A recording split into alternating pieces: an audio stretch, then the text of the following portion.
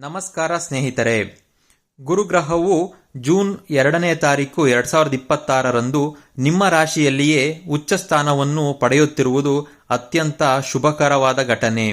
ಈ ಸಂಚಾರ ಕಟಕ ರಾಶಿಯವರ ಜೀವನದಲ್ಲಿ ಹೊಸ ಅಧ್ಯಾಯವನ್ನು ಆರಂಭಿಸಬಹುದು.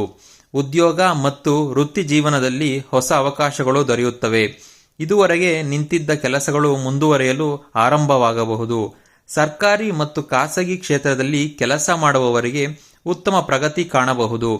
ಹಣಕಾಸಿನ ವಿಷಯದಲ್ಲಿ ಆದಾಯದ ಮೂಲಗಳು ಹೆಚ್ಚಾಗಬಹುದು.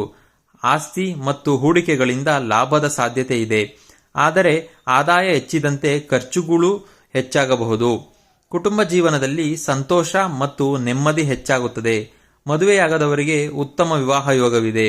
ದಾಂಪತ್ಯ ಜೀವನದಲ್ಲೂ ಸುಧಾರಣೆ ಕಂಡುಬರಬಹುದು.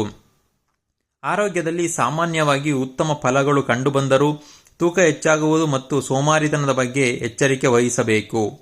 ಈ ಸಮಯದಲ್ಲಿ ಅಹಂಕಾರ ಮತ್ತು ಅತಿಯಾದ ನಿರೀಕ್ಷೆಗಳನ್ನು ತಪ್ಪಿಸುವುದು ಮುಖ್ಯ. ಗುರುವಾರ ದತ್ತಾತ್ರೇಯ ಅಥವಾ ವಿಷ್ಣು ಆರಾಧನೆ ಮಾಡಿದರೆ ಅತ್ಯುತ್ತಮ ಫಲ ದೊರೆಯುತ್ತದೆ. ಒಟ್ಟಾರೆ ಕಟಕ ರಾಶಿಯವರಿಗೆ ಇದು ಅತ್ಯಂತ ಶುಭಕರವಾದ ಗುರು ಸಂಚಾರಗಳಲ್ಲಿ ಒಂದಾಗಿದೆ.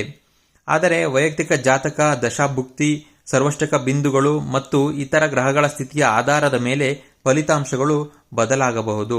ನಮಸ್ಕಾರ.